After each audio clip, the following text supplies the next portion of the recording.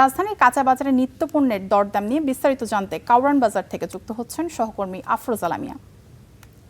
আফরোজা, আপনি কাঁচা বাজারে আছেন, সেখানকার বর্তমান পরিস্থিতি কি দেখছেন? বাজারের দাম কেমন আছে আসলে?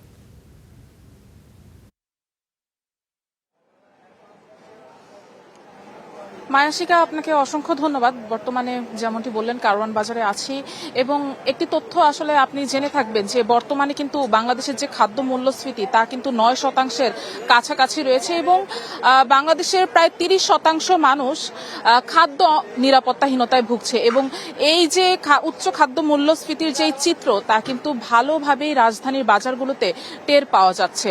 আমি যদি একটু কাঁচা বাজারের খবরাখবর আপনাকে জানাতে চাই তাহলে বলবো যে কাঁচা সবজিগুলো সেগুলো কিন্তু 100 টাকা ছুঁই ছুঁই, যে নিত্য পণ্য যে আছে, নিত্য দিনের যে সবজিগুলো আছে, যেমন চিচিঙ্গা, করলা, ঝিঙা, ধুন্দল, শসা, এই সবই কিন্তু 100 টাকা ছাড়িয়ে বিক্রি হচ্ছে।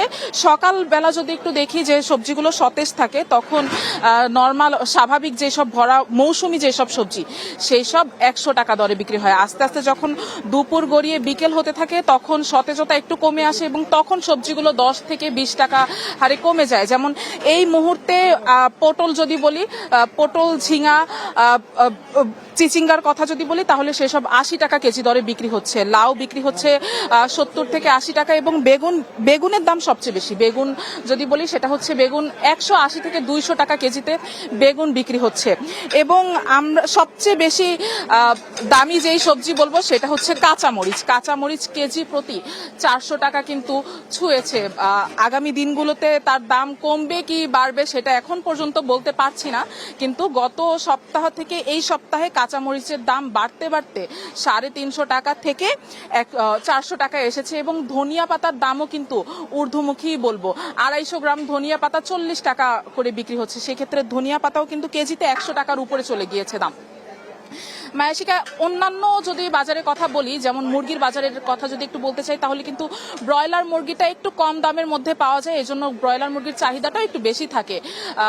কিন্তু সেই ব্রয়লার মুরগির দামও কিন্তু কেজিতে 20 থেকে 30 টাকা করে বেড়ে গিয়েছে এবং কেজিতে 180 থেকে 200 টাকায় বিক্রি হচ্ছে এবং সপ্তাহ ব্যবধানে কিন্তু ডিমের দামও বেড়েছে 10 টাকা। ডজন প্রতি ডিম বিক্রি হচ্ছে, মুরগির ডিম বিক্রি হচ্ছে 150 টাকায়। মাছ বাজারেও একই পরিস্থিতি। চিংড়ি মাছ, ইলিশ মাছ আসলে মধ্যবিত্তের হাতে নাগালে নেই। পাঙাশ তেলাপিয়া বিক্রি হচ্ছে 250 টাকা থেকে 350 টাকা করে। মায়াশিকা, এই ছিল বাজার পরিস্থিতি। ধন্যবাদ আফরোজা।